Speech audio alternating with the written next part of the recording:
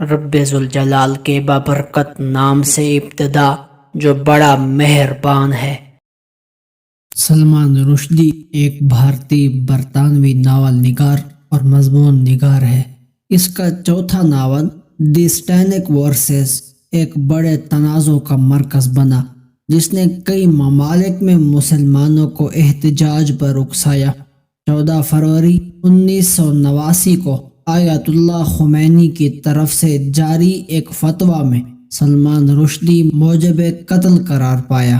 سلمان رشدی ہندوستان کی آزادی سے 2 ماہ قبل بمبئی میں 19 جون 1947 کو پیدا ہوا تھا۔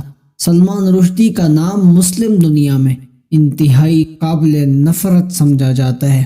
ایران کے سپریم لیڈر آیت اللہ خمینی نے سلمان رشدی پر اسلام کی تضلیل کا فتویٰ عائد کرتے ہوئے دی سٹینک ورسز ناول لکھنے پر قتل کا فتویٰ جاری کیا تھا۔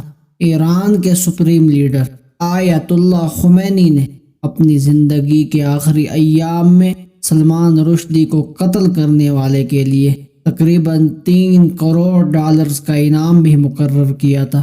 آیت اللہ خمینی نے جو فتویٰ دیا تھا اس میں انہوں نے مسلم دنیا کے مسلمانوں سے کہا تھا کہ دی سٹینک ورسز کتاب کے مصنف سلمان رشدی کو فوری طور پر قتل کر دیا جائے۔ ان کا مزید کہنا تھا کہ ایسا کرتے ہوئے اگر کوئی جان سے بھی جاتا ہے تو وہ شہید تصور ہوگا اور جنت میں جائے گا۔ فتویٰ سامنے آنے کے بعد سلمان رشدی، جو انڈیا میں مسلمان گھرانے میں پیدا ہوا تھا، برطانوی حکومت کی جانب سے پولیس تحفظ فراہم کر دیا گیا۔ اسے جوزف اینٹن کے نقلی نام سے مختلف محفوظ مقامات پر منتقل کیا جاتا رہا۔ بھارت کے وزیر اعظم راجیو گاندھی کی جانب سے اس کتاب پر اکتوبر 1988 میں پابندی عائد کر دی گئی تھی تاکہ انتخابات میں مسلمانوں سے ووٹ حاصل کیا جا سکے۔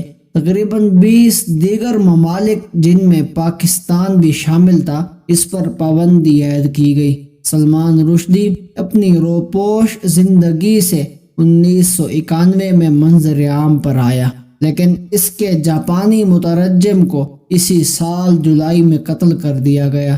چند روز بعد اس کے اطالوی مترجم پر چاقو سے وار کیا گیا اور 2 سال بعد ناروے میں کتاب شائع کرنے والے پر گولی چلائی گئی۔